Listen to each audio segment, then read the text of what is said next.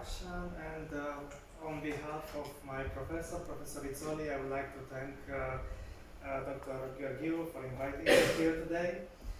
I am Cristian Bogaciu, and I am a recent postdoctoral scientist at University Medical Center Göttingen in the laboratory of Professor Rizzoli.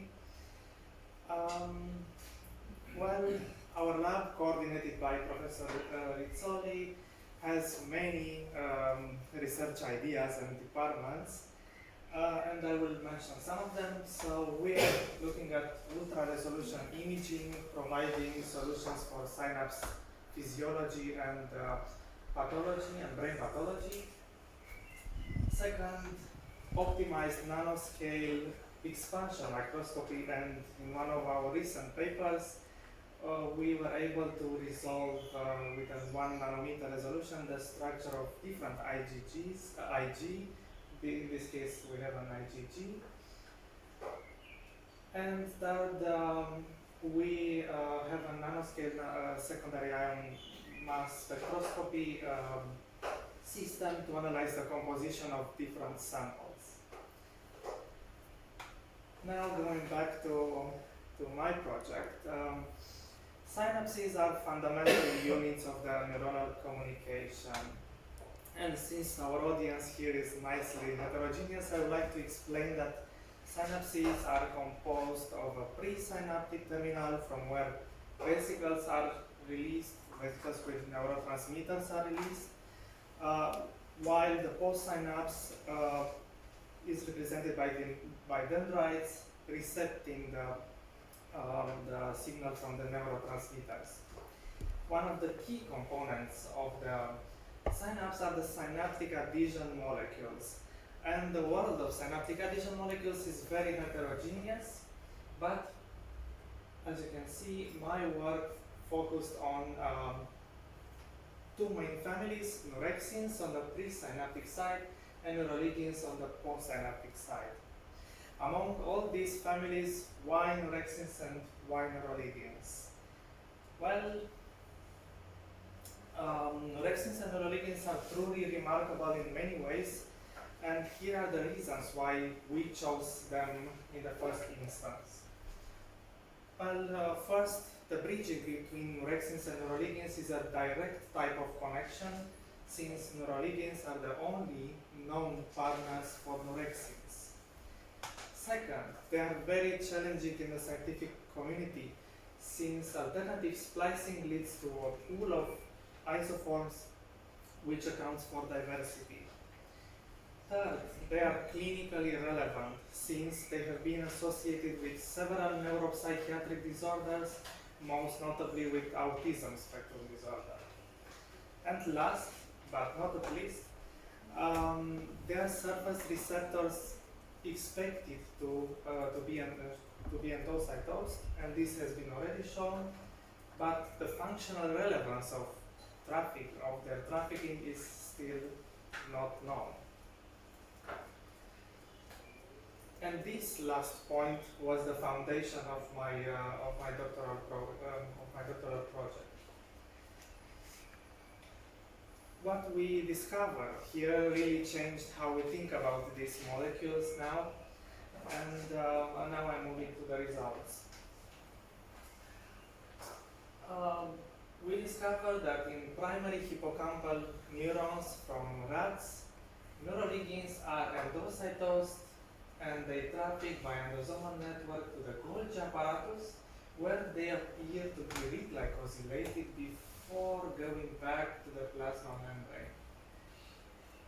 Similarly, the same effect was observed for the presynaptic neurexins. And now I will go step by step and explain how this was done. So far, neurexins and neuroligins have been studied mainly by modifying the molecules to carry an HA tag and then targeting this HA tag with antibodies. And this method led to the discovery of neurexin and neuroligin endocytosis. But little more could be found from this experiment, since the functional relevance was unclear. To address this, I decided to improve this assay, moving away from antibodies, which are large bivalent tags that tend to cluster molecules, and instead of antibodies, I used nanobodies. Nanobodies are smaller and they contain only the heavy chains of antibody. So instead of an antibody tag, I use a nanobody tag called alpha tag, which is a 15 amino acid small epitope tag. I generated constructs for 2 neuroligins and 3 neurexins. In all the constructs, the alpha tag was placed extracellularly, so in this way we were able to locate it with a specific nanobody.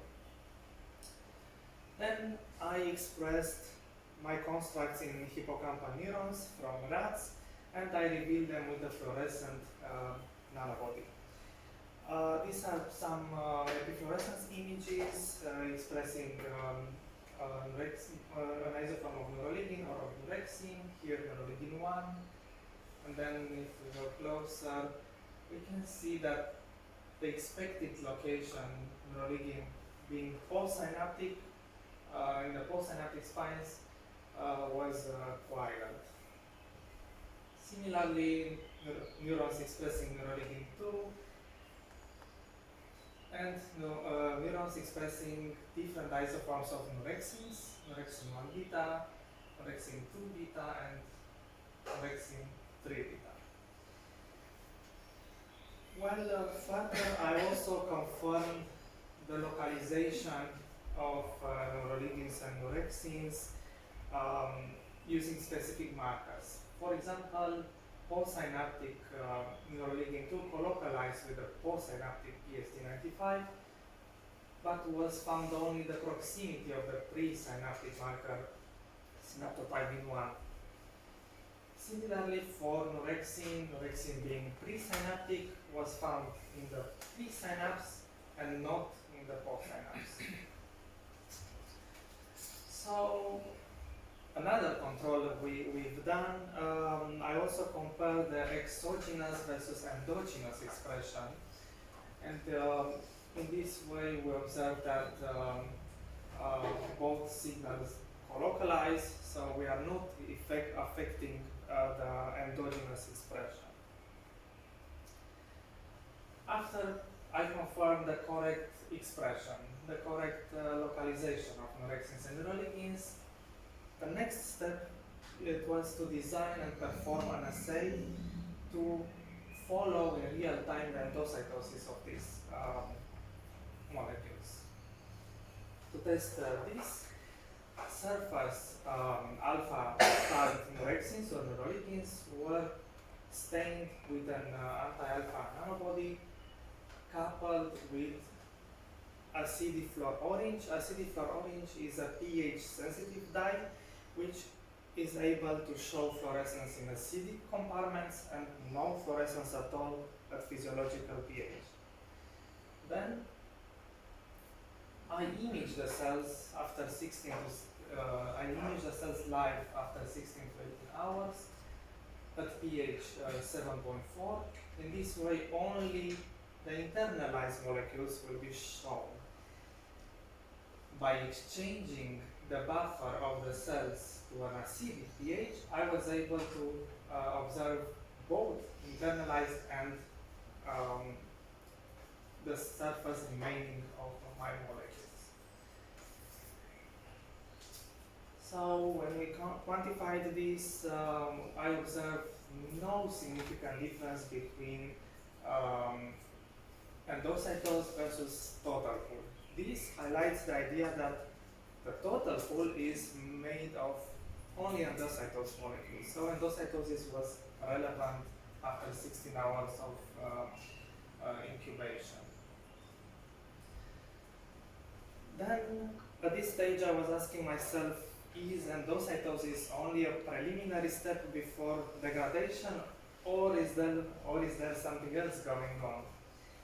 Therefore, we were thinking whether these molecules would recycle back to the surface. To test this, we elaborated a more complex assay involving steps of blocking and labeling.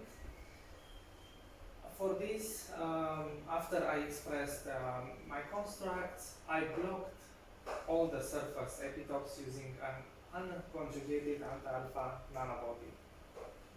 Then, with the surface block, I waited overnight for some novel molecules to get resurfaced. Then I was targeting these newly emerged epitopes with an Fc fragment coupled anti-alpha nanobody.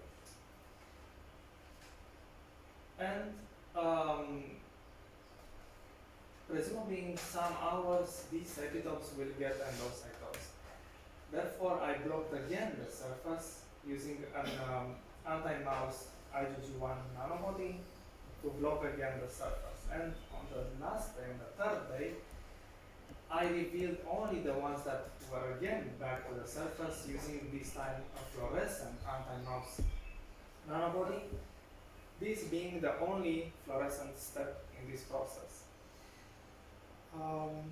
In this way, alpha labeling was visible only for molecules which were going from inside to outside.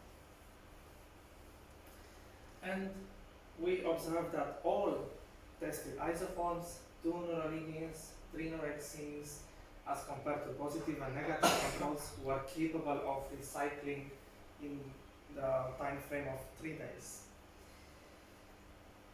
The quantification showed that all tested isoforms reappeared on the surface after 72 hours of imaging.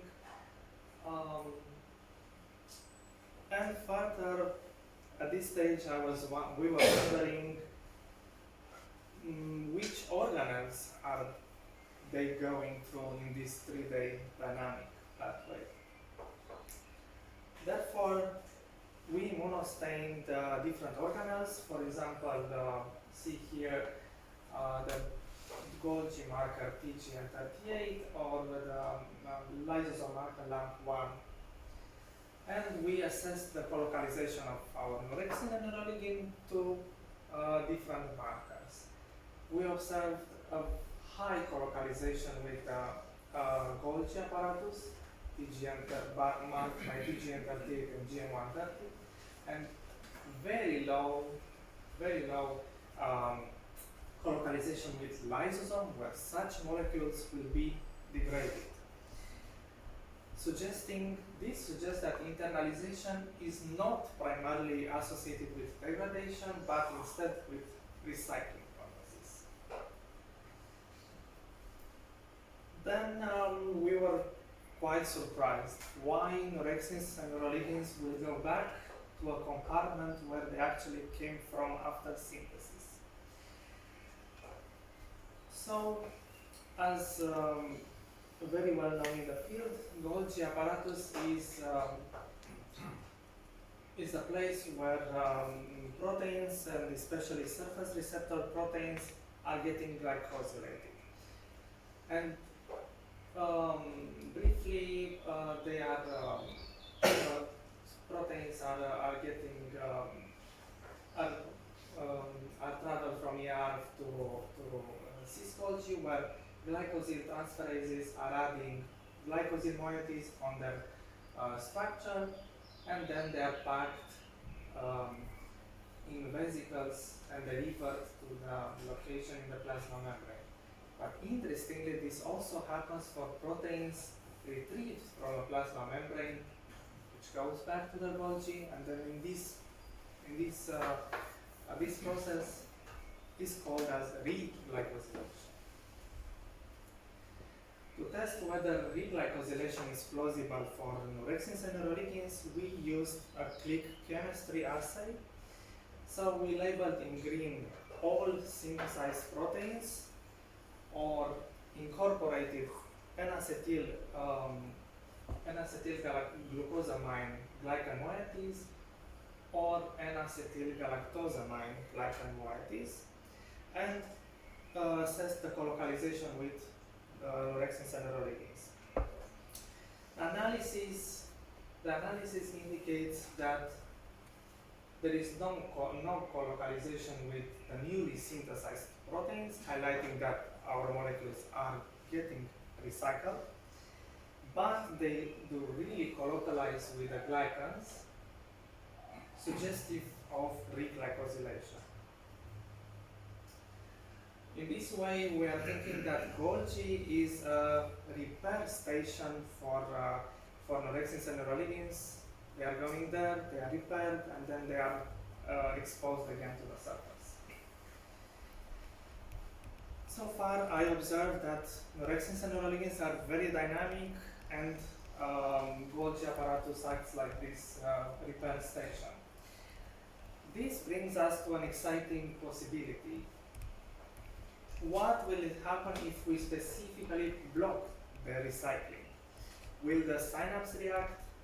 And if so, in which way? First, there are many methods known to block the global endocytosis or recycling, but we didn't want that. We wanted to specifically block neurexins and neuroligins in one compartment, in Golgi apparatus. To find a suitable candidate for blocking them, we look at two molecules, BAMP4, which is a trans Golgi marker, and ST6 GAL1, which is sialyl transferase and a cis Golgi marker. And you can easily observe that neurexins and neuroligin in this case, gets blocked in the trans Golgi and not in the cis Golgi. To induce trapping, so we called this procedure trapping, I developed a new tool of manipulating surface receptors. This consisted of a bifunctional nanobody which is able to recognize the alpha tag and GFP. So basically I applied these to neurons expressing alpha neurexin neuroligin and VAMP4 GFP in Golgi.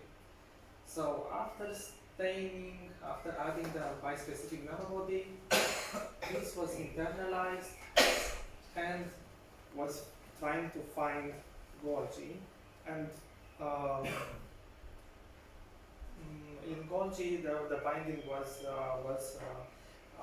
occurring. So in this way, most of our molecules got trapped. We wanted to know how long does the trapping takes, and then I followed this procedure over time, and in 2 hours some of them were trapped, in 4 hours more of them, while in 8 hours you can observe that most of the signal is in the neuronal soma, and the projections are getting empty. Well, after trapping, we wanted to test, is the synapse still functional or not? To test this, I relied on a very well-known tool, synaptotagmin fluorine.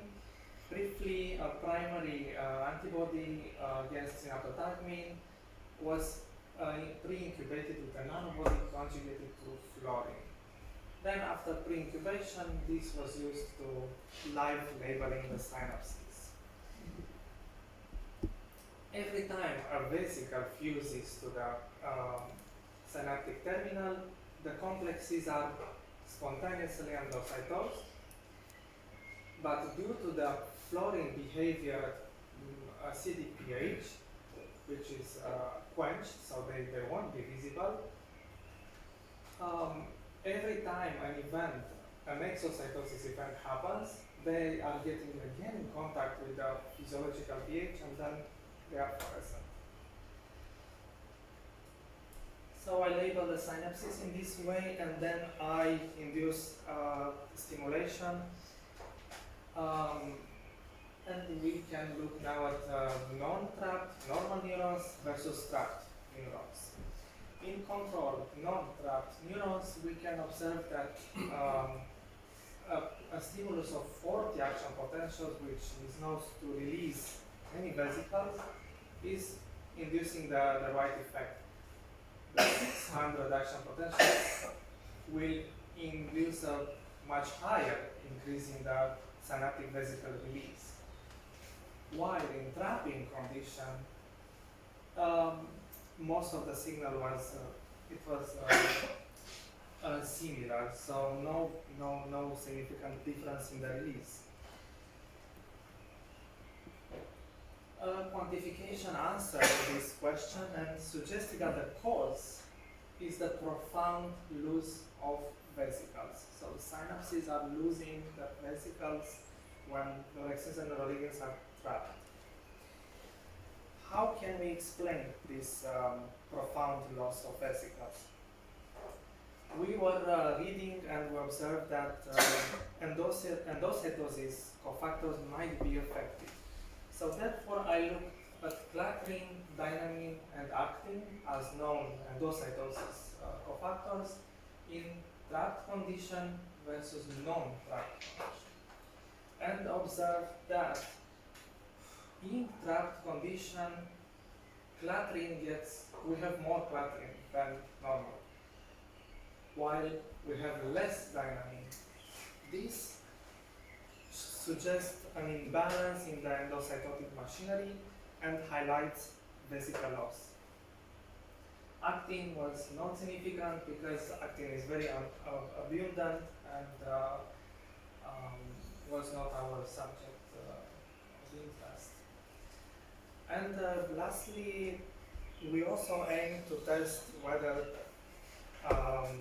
trapping also affects plasticity, neuronal plasticity. So I focused on trapping neuroligins on the postsynapse with the same procedure I previously explained, while inducing homeostatic plasticity via the application of tetrodotoxin. Tetrodotoxin is a toxin from a fish, and it's an inhibitor of voltage sodium gated sodium channels. And when we apply this, the synapse responses by getting bigger. So I visualize the synapse, the pre-synapse with synaptotymine and the post-synapse with PSD95, and observe that indeed, when you apply DTX, the synapse responses by getting larger. But when we trapped neuroligin, when neuroligins were not present anymore, the plasticity, the normal plasticity, was completely abolished, and this was also quantified and significant. Okay. In conclusion, we were able to show for the first time that neurexins and neuroligins are recycled in hippocampal neurons from rats, and this process may impact synapse at multiple levels, from size to activity and to plasticity. Interestingly, this offers also a new way of understanding the synapse. By changing the postsynaptic side, we can control the presynaptic side. I would like to thank my supervisor for his dedication, and my former students for helping me have this work done, and my collaborators, and also our technical staff for preparing our model primary hippocampal neurons. And thank you all for your attention.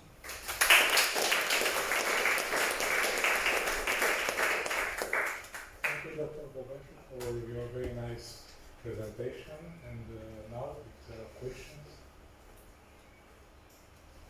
I have it. Are the nanobodies that you use commercially available? Yes. Can you order the peptide sequence or? Exactly. Yeah. We have actually one of the professors from the lab opened a company called Nanotag, And now nanotag is available in all Europe. Okay. Yes. Great. But we can talk about it. Yes. That is a need. Yes. For me, it was fascinating about the glycosylation this recycling. And then I was not aware of that, and I just looked a little bit now about that, and I find out something amazing that they actually have Neurexin has the heparin sulfide chains, Yes. which are like 100,000 big, okay? Yes. And they have also neuroligin glycans, okay? So this is enormous size, okay? This is so these gaps of between the neurons. That means they are probably having some what we call glycocalyx or surface coat. Is that anything more known? Because I don't know it, I can just find out a few things. But, is it anything known about that? Because that could stabilize, beside adhesion, that could stabilize actually this structure. Do you have any information, or so we can talk and read more about it, but you are the first person who will know that. Yes. I know that they are heparin sulfate, and I also know that I'm looking at beta isoforms. Beta isoforms are a little bit smaller than alpha isoforms. So in this way, how to say? So beta isoforms have a smaller glycosylation site, but it's a good new research idea, I would say. And they have also this aniline glycans as well. I mean, these are kind of really reminds me of heavily glycosylated part, which is have a I mean, the heparin sulfate binds other molecules, many other molecules specifically concentrate them there. So Yes. so it makes the synapses very complex, even more complex systems than I can imagine. In such small space as Yes, synaptic it really- cleft, there yeah. are so many. Yeah, Synaptic incredible. cleft is just 20 nanometers, so That's another puzzling thing, yeah. yes, it's remarkable. Other questions? Yes. Also concerning the glycan, do you know the structure, glycan structure? Of Neurexin and Yes. neuroligin. I know they have many residues of N-acetyl glucosamide and N-acetyl galactosamide. Yeah. Because Also fucosyl, but not so mhm. representative. Yes. And And where also sialic acid, I think they have. So they have Sialic. sulfate, in heparin sulfate, and they have a sialic acid. So it's like everything is there. It's just Yes, when you open a It's incredible. textbook, the page of Neurexin is half a page of structure. So. And when the proteins come back to Golgi, Yes. there is an other glycosylation, or This is a good That's- question. that's a key question actually. Yeah. We are thinking that over time, glycosylation, due to oxidative stress, it gets modified, and then it goes to Golgi, and then some of the moieties are replaced. So we are thinking that it's a replacement of the damaged ones. Yeah. Okay. But we still need to investigate this more. Could you isolate the, I will not only just will finish. I mean, they are traveling back, so what Opti asked is a very important question, because then we will understand more their functions indirectly. Yes. What is happening. So, I mean, could you isolate them from inside of the cell before they come, because you have this path that they are traveling there? I mean, it's not easy, I know, but Not easy to isolate the inside of the. yeah, just what is inside of the cell. You shape the cell with some enzymes, so they all release, wash, and then you go and isolate from inside. These are like synaptosomes, I think, but they are known in the field. Yes, this is one of our. I think next- nobody have done this because it's very difficult experiment. Yes. But it We will be discussed very about important. this. Yeah. Other questions? If not, thanks again